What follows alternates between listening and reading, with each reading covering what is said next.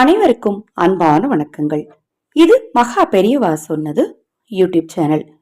உங்கள் வாழ்வை வளமாக்க, சந்தோஷமாக, அர்த்தமுள்ளதாக மாற்ற இந்த 15 விஷயங்களை தெரிஞ்சுக்கோங்க. நமது சேனல்ல பெரியவா சொன்ன ஆன்மீக அருளுரைகளையும் உபதேசங்களையும் பரிகாரங்களையும் ஜோதிட தாந்திரிக முறைகளையும் தொடர்ந்து பதிவு செய்துட்டு இருக்கிறேன். இப்பதான் நீங்க முதன்முறையா நம்ம சேனல்ல பார்க்கறீங்க அப்படின்னா சப்ஸ்கிரைப் பண்ணிக்கோங்க. பக்கத்துல இருக்கக்கூடிய பெல் பட்டனையும் மறக்காம கிளிக் பண்ணிக்கோங்க. சின்ன சின்ன விஷயங்கள் தான் மனிதர்களின் வாழ்வை அழகாக்கி சுவாரஸ்யம் உள்ளதாக மாத்துது. ஆனா நம்ம அதை ரசிக்க மறந்துடுறோம். அதை மறந்துட்டு நம்மளுடைய கஷ்டத்தையும் துன்பத்தையும் நமக்கு ஏற்படக்கூடிய சோகமான விஷயங்களையுமே நினைச்சுக்கிட்டே இருக்கிறோம். முதல்ல நீங்க இந்த விஷயங்கள் எல்லாம் மாத்திக்கோங்க. இந்த விஷயங்கள்லாம் தெரிஞ்சுக்கோங்க. யாரேனும் உங்களுக்கு கை கொடுக்க வரும்போது நீங்கள் இருக்கையில் அமர்ந்திருந்தால் எழுந்து நின்று கை கொடுங்கள். அவங்க சின்னவங்களா இருந்தாலும் சரி, பெரியவங்களா இருந்தாலும் சரி. ஒருத்தங்க உங்ககிட்ட ஹாய் அப்படின்னு சொல்றாங்களா, நீங்க உட்கார்ந்துருக்கீங்களா, எழுந்து ஹாய் சொல்லுங்க. அவங்க மனசுல நீங்க ஒரு தனி இடத்தை பிடிப்பீங்க. இரண்டாவது, யாரோடு பழகினாலும் கண்ணியமாக பழகுங்கள். நகைச்சுவை உணர்வோடு பழகினாலும் மரியாதை தர தவறாதீர்கள். யாரோடு பேசினாலும் கண்களை பார்த்து பேசுங்க. கண்களை பார்த்து நேருக்கு நேரா நீங்க பேசும்போது அவங்களுடைய மனசுல உங்களுக்கு ஒரு தனி இடம் கிடைக்கும். மூன்றாவது, விருந்தினராக சென்ற இடத்தில் உங்களுக்கு தரப்படும் உணவில் குறை கண்டுபிடிக்காதீர்கள். உப்பு புளி போன்ற விஷயத்தில் அலட்டி உங்களை நீங்களே தரம் தாழ்த்தி கொள்ளாதீர்கள். எங்கேயாவது சாப்பிட போகும்போது யார் வீட்லயாவது முதல்ல உங்களுடைய மைனஸை எடுத்து வைக்காதீங்க. ஐயோ இதுல உப்பு இல்லைங்க, ஏன்னா இவ்வளவு புளிப்பா பண்ணிட்டீங்க, இதுல கொஞ்சம் கூட டேஸ்டே இல்லை, இதோட ஃப்ளேவர் நல்லா இல்லை, இத மாதிரி உணவுல குறைய சுட்டி காட்டாதீங்க. அப்படி நீங்க சுட்டி காட்டும் போது அடுத்த முறை உங்களுக்கு சமைக்கும் போதே அவங்களுக்கு ஒரு நெருடலும் பயமும் ஏற்பட ஆரம்பிக்கும். அவங்க உங்களை அவாய்ட் பண்ண ஆரம்பிப்பாங்க. அதற்கு அடுத்தது நாலாவது பாத்தீங்கன்னா, வியாபாரம் தொடர்பான பேச்சுவார்த்தையின் போது அதை செய்கிறேன், இதனை உங்களுக்கு தருகிறேன் அப்படி வாக்குறுதி கொடுக்காதீங்க. உங்களிடம் இருக்கக்கூடிய பொருள் நேர்மையாக இருந்தா வாக்குறுதிகள் தேவையே கிடையாது. வியாபாரத்துல இது ரொம்ப ரொம்ப முக்கியம். நல்ல விஷயங்களுக்கு விளம்பரம் தேவையில்லை அப்படின்னு சொல்லுவோம் இல்லையா?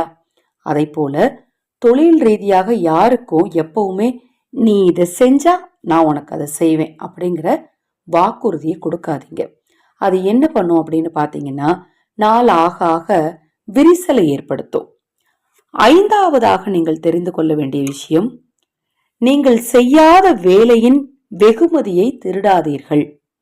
யார் செய்தார்களோ அவர்களுக்கே அதன் பாராட்டு கிடைத்தாக வேண்டும். ஒரு வீட்டில் காஃபி போட்டிருப்பாங்க, ஒருத்தர் கொண்டு போய் அதை கொடுப்பாங்க.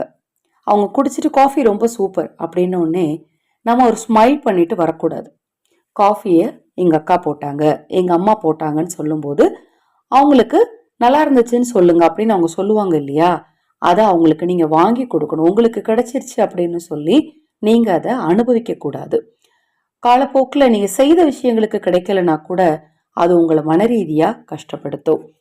ஆறாவதாக நீங்கள் தெரிந்து கொள்ள வேண்டிய விஷயம், எவ்வேளையிலும் வீண் பழிக்கு உட்படாதீர்கள். உரிய தரப்பிடம் நேரடியாக சென்று உங்கள் நேர்மையை காட்ட தவறாதீர்கள். வீண் பழி சுமத்துவோரிடம் அமைதியாக இருந்தாலும் மேலிடத்தில் இருப்பவரிடம் உங்கள் மீது நல்லெண்ணம் இருக்கும்படி பார்த்துக்கோங்க. எப்பவுமே அது வேலை செய்யற இடமா இருந்தாலும் சரி, வீட்லயா இருந்தாலும் சரி, வீண் பழி உங்க மேல இருக்கா, அதை சரி செய்யறதுக்கான முயற்சியில ஈடுபடணும். ஏழாவது நீங்க தெரிஞ்சுக்க வேண்டிய விஷயம், உரியவரால் அழைக்கப்படாத விருந்துக்கு யார் அழைத்தாலும் நீங்கள் செல்லாதீர்கள். எட்டாவது, உங்கள் மேல் இல்லாத தவறுக்காக மன்னிப்பு கோராதீர்கள். அது பாத்தீங்கன்னா நிறைய பேர்கிட்ட இருக்கும். இந்த பிரச்சனையை முடிக்கணும் அப்படிங்கிறதுக்காக சரி ஓகே நான் தான் பண்ணிட்டேன் சாரி அப்படிம்பாங்க. அதை எக்காரணத்து கொண்டு செய்யக்கூடாது. உண்மை எவ்வளவு தூரம் மறைக்கப்படுகிறதோ அவ்வளவு தூரம் நீங்க நினைக்கிறீங்க நாளைக்கு ஒரு நாள் உண்மை தெரிஞ்சதுக்கு அப்புறம் நம்மளுக்கு நல்ல பேர் கிடைக்கும் அப்படின்னு. அது அப்படியே மறைஞ்சு போயிடும். நல்ல பேருக்காக மட்டும் சொல்லலை இது. எப்பவுமே உங்க மேல தவறு இல்லை அப்படின்னா மன்னிப்பு கண்டிப்பா கேட்காதீங்க. அதை எடுத்து சொல்லி புரிய வைங்க.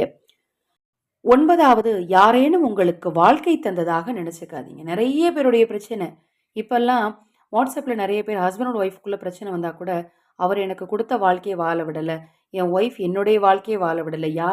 யாருமே வாழ்க்கை கொடுக்க முடியாது. வாழ்க்கையில உதவி செய்யலாமே தவிர வாழ்க்கையை அன்பளிப்பா யாருக்குமே கொடுக்க முடியாது. அப்படி ஒரு உணர்வோட எப்பவுமே வாழாதீங்க. உங்க வாழ்க்கை அதை நீங்க எப்படி வாழணும் அப்படிங்கிறத முதல்ல நீங்க தெரிஞ்சுக்கிட்டு வாழ பழகுங்க. அடுத்தது 10வது பார்த்தீங்கன்னா, நன்றாக உடையணிங்கள். ஆள் பாதி ஆடை பாதின்னு சொல்லுவாங்க இல்லையா?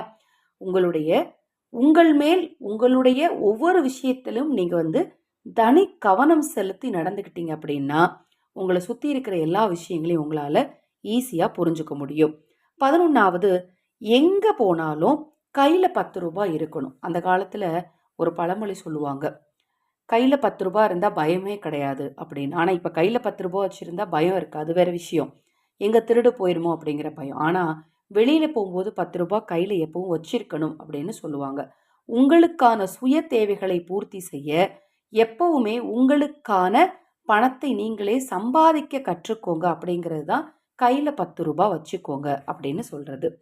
அடுத்தது 12வது, மற்றவர்கள் உதவியை எப்போது எதிர்பார்க்காதீங்க. எங்கேயாவது போகணும் அப்படின்னா அவங்க வந்தாதான் என்னால போக முடியும், நான் மட்டும் தனியா போக மாட்டேன் அப்படின்னு சொல்லி மற்றவர்களுடைய உதவியை எதிர்பார்த்து காத்திருக்காதீங்க. 13வது, எதுவா இருந்தாலும் கோபத்தை வெளிப்படுத்துறதுல கொஞ்சம் கவனமா இருங்க. 14வது, எந்த இடத்துலையும் நேர்மையா இருக்கணும் அப்படிங்கிறத மனதுல ஒரு குறிக்கோளோட வாழ பழகிக்கோங்க. 15வது, உங்களை சுற்றி எது நடந்தாலும் யார் என்ன சொன்னாலும் அதை அலசி ஆராயாமல் எந்த முடிவுகளையும் எடுக்காதீங்க.